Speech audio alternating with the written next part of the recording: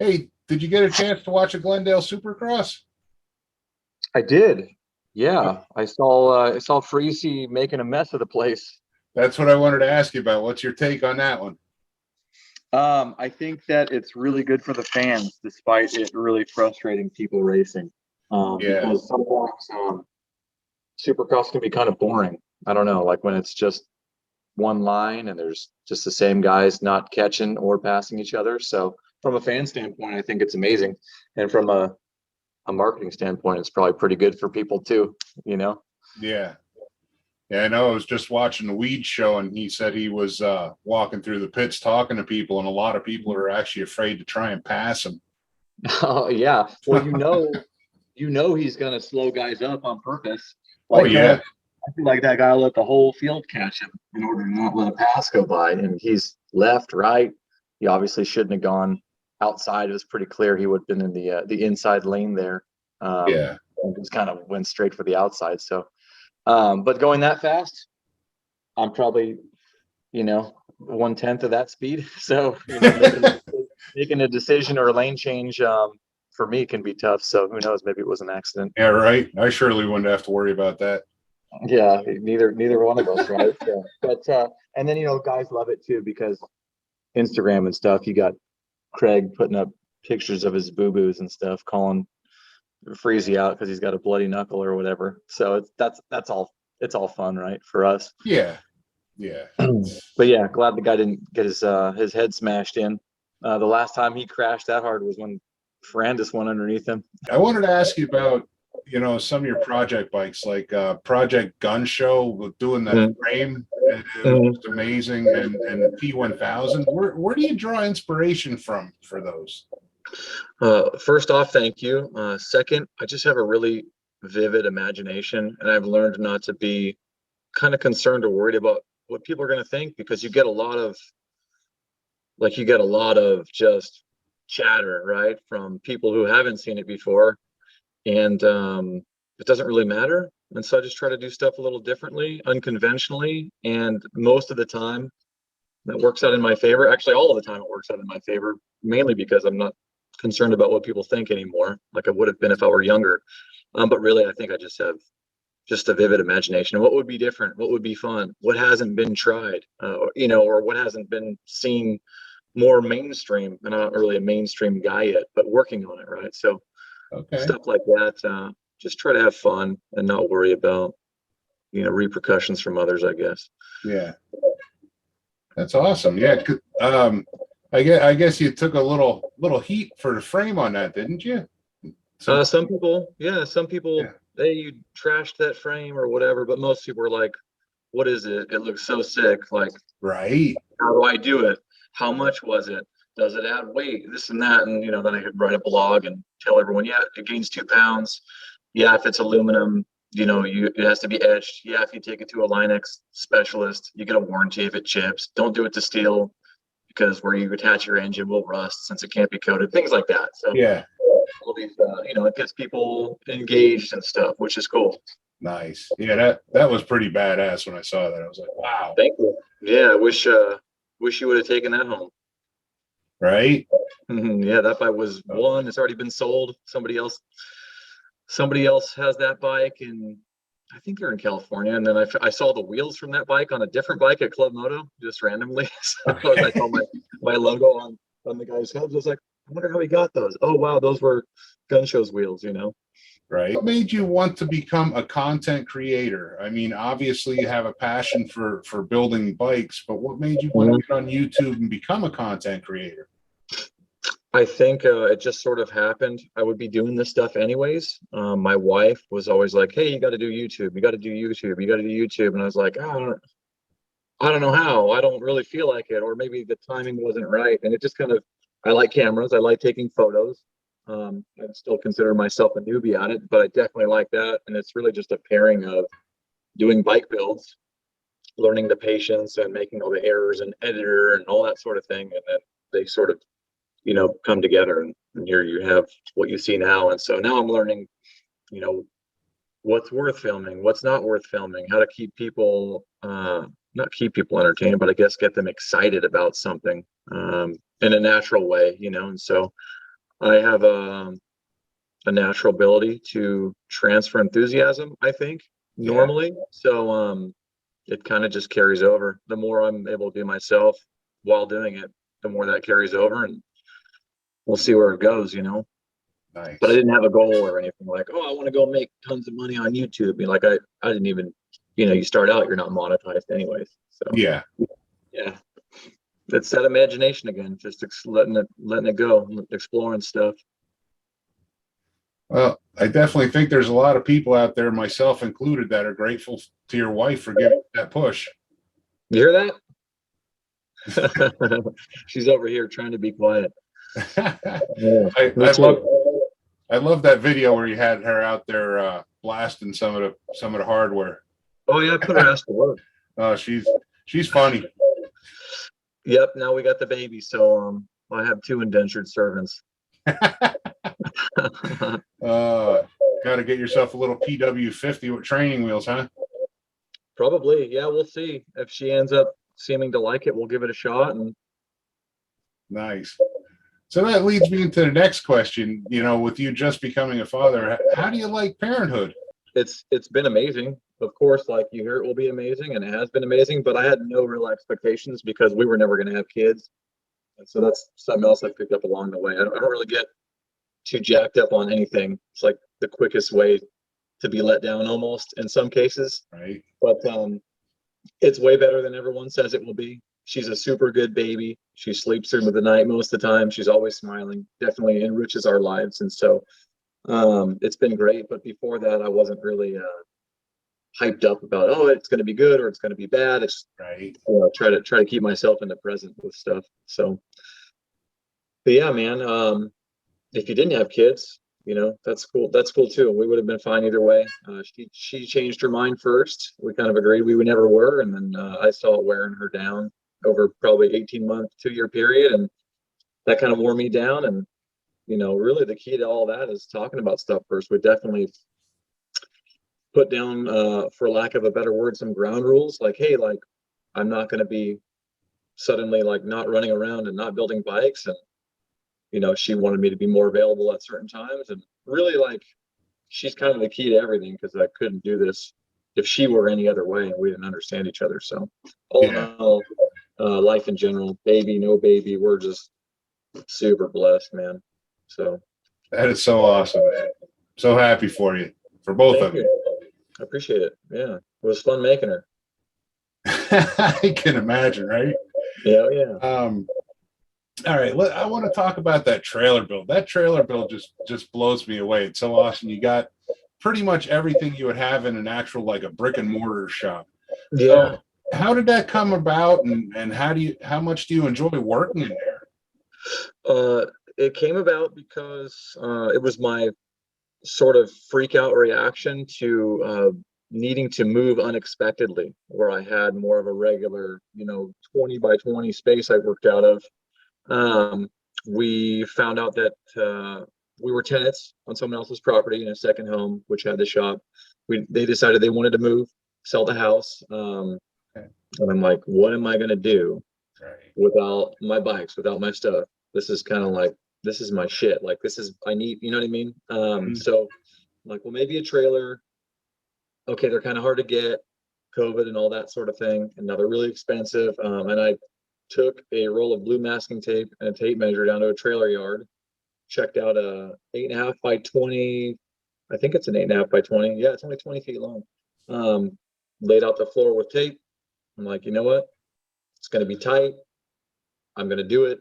I can make it all fit. We'll see how it goes. Regardless, I'll be able to like run my machines and plug into water and shore power like an RV. I'm an electrician by trade. Nice. So I knew how to build all those things. And it just laid out really well and it worked out really well. And it was fun to build. And there are obviously no brick and mortar fees. I wouldn't pay cash for the trailer and I just have it outright. So that's nice. There are definitely some pros. The only cons to it would be, um, which ended up also being a good thing, is that I sort of feel like I'm in shackles. I stopped going to my electrical job as soon as the baby was born with the plan to do moto full time. And so by saying in shackles, what I mean is like I technically can run full steam now, since I'm not doing the electrical gig. I could run full steam on as many bikes as I want right now, film everything, maybe drop 2 or 3 videos a week instead of 1 every week, and really set sail. The trailer doesn't allow that because I can put 1 bike in it.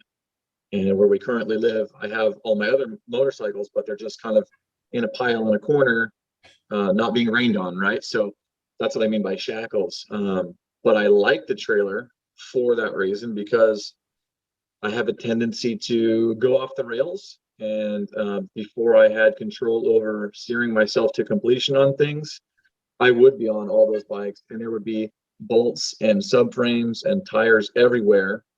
And that really hinders your performance if you can't see an end goal for, like, say, T1000. That was the first bike that got finished in that trailer. So it helped me to focus on 1 bike, channel my inner ADHD into 1 machine, complete it, get it done. It also proved that a bike fits in there that can be fully built, and I can maneuver around it, and all the machines are there, and the lighting's good, and it turned into a YouTube studio. So I appreciate the trailer, because if I didn't have it, I don't really know what I'd be doing. I would probably be spending money that I don't really necessarily have in this big startup phase on someplace I don't really want to be in the first place.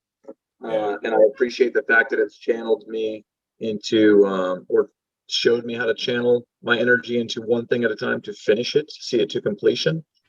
And now on YouTube, you're seeing me kind of go into the big shop, which isn't ours, and getting my hands dirty on some other stuff that I want to tinker with. You can see me scratching at, like, being a little more kind of not ungoal oriented, but I'm starting to see, like, okay, you got it down, you can put your mind to stuff and get shit done, but now you're ready to go gobble up everything else because you figured out how to make this work. So now I just need the space. When I have the space, I can control the whole thing and just get stuff done, keep more content going without getting derailed or losing steam or enthusiasm, I guess, on stuff that's not finished. So it's been good. It's a long answer. I've had a lot of caffeine. Probably won't be the last long answer you get, but yeah, I like it. It's good. I'm grateful for it. I'm glad we had the money to buy it. I'm glad I had a place to do my thing. And, it also made a good YouTube series that helps people. So where do you see MX Revival at in 5 years?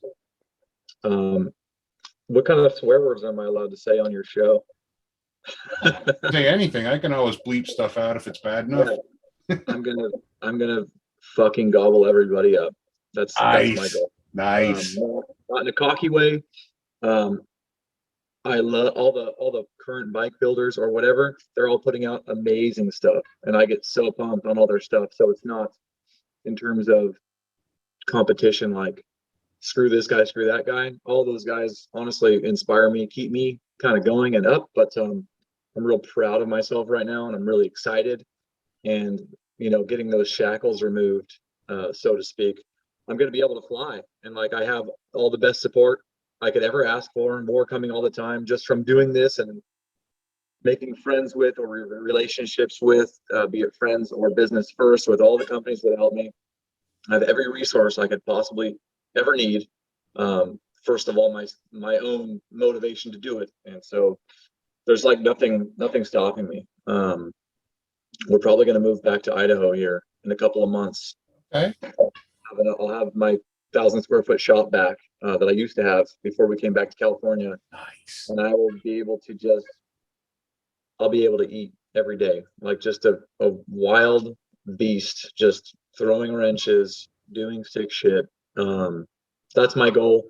And so in 5 years, I would like to have been able to create a sustainable income from it, like a really nice sustainable income from it. I'm getting real close to that already. That's why I left the electrical gig, which is tough, right? That's $150K a year guaranteed at only 40 hours a week, company truck, gas card, go in, you're the foreman. I just lay the guys out, and that's another thing that's giving me structure when I start to get employees. But the future is bright, man. The only person stopping me is me, and I'm not stopping myself at all. So nice. yeah, I'm just ready to just honestly just decimate everything in my path. Like it stands no chance. So I don't mean that to sound cocky either. I'm just at that level of confidence now. Yeah. Hey, there's a fine line between cocky and confident, you know? Yeah, That's you can awesome. go both sides of it just a little bit. I think you need to. So what advice could you offer to an up and coming content creator, you know, that wants to follow in your footsteps, basically? I think first and foremost would be getting it done, getting stuff done, right? Nobody, even some of your friends won't support you in the beginning, or they'll even talk shit, you know, because you come from the same place and you're kind of getting out of, you're leveling up, right? And then you get Yeah. new friends that are on that level, then you level up again. But I think what I noticed for me was completing stuff, getting stuff done, having a finished product to show, and then people start to notice, and then people start to go, okay, like this guy's onto something. Okay, he did it again. Okay, it's been 6 years, the guy's still doing it, you know. You know, in the beginning, I was building bikes for people for like pennies on the dollar. Like I was probably making less than $5 an hour. I would even keep their old parts off their bikes so I could put them on eBay to pay myself when I first started the shop. Yeah. So there was a huge, like, that was how I survived in the first 2 years, was like putting people's stuff on eBay that I was like left over with, right? Time went on. Now I have people trying to give me bikes to build. Like the Dirt Bike Magazine thing was, they're like, hey, build this bike. You know, I'm like, okay, cool. I would much rather advertise that way than put a thumbnail in the back of the magazine that no one's going to read. But point being, not to get derailed, is keep doing it. Don't stop no matter what. If you get discouraged, slap yourself in the face and get over it, because it doesn't matter how you feel, and nobody else really cares in the beginning. And just keep doing stuff. And the right people are going to find you. You're going to find the right people. They're going to know when it's genuine. They're going to want to help you. I think you're getting a feel for my energy right now. I'm like the same way with everybody, and it's never like, hey man, I need some handlebars. I'm like, no, like, we connected. I love your bars. I use your bars. Like, I'd be so flattered if you would provide me this opportunity, and being grateful and sincere and genuine and just getting shit done. It's going to happen. It's like a mathematical impossibility for it not to happen. Right. Also, I would recommend highly that if you haven't, I listened to a podcast. I listen to it still. It's very old now, called Real AF. AF stands for exactly what you think it stands for, by a dude named Andy Frisella. He owns First Form, it's a supplement company, and several others, but it's just a no BS, cutthroat, talking just like this, F-bombs, the whole thing. Business. He's talking about business, influence, social media, you know, every different kind of business, from, you know, drop shipping to managing employees, and you know, the difference between, you know, the guy doing his job half-assed, the guy that leaves a drop of piss on the seat of the toilet, and the guy that cleans it up, you know, things like that. It sounds corny, but like, that podcast has been life-changing for me in a lot of ways. It helped unlock me, and go, okay, it's not wrong or weird to feel that way, and kind of let that show. So I listen to it, like I said, every day. I've cycled through over 300 episodes of that, Nice. like 4 times already. And every time I listen to it, I get more value because I keep getting better or changing, and a new part will resonate with me. So if your wife can handle all the swear words that blasted in the house, I would listen to that, on top of everything else we've already talked about, like just getting it done, and Yeah. not sorry for yourself, and making connections, and just being real about everything. The right people they're gonna come find you. You know, that's another big thing we didn't really touch on, is you're gonna die. I'm gonna die. And it doesn't scare me, but it's a really great reason to stop fucking around and go get the thing you want done at all costs. And so that's where I'm at, right now. And it's working because I'm just doing it, you know? So, Yeah. anyways, maybe that's my little sign off nugget. I don't know. But if you really want something, then nobody should be able to take it from you. Nobody's opinion, not even love. They're not the same thing. You know what I mean? Yeah. And Yeah. one of my biggest hurdles is keeping the right mindset. You know, I'm a veteran and I got the PTSD and the anxiety and everything going on. So it's really easy for me to get off the rails or get down and depressed. And so Yeah. working on it. Yeah, I would say that every time you feel that way, despite me not having PTSD, but I do know what it's like to be sort of unmotivated.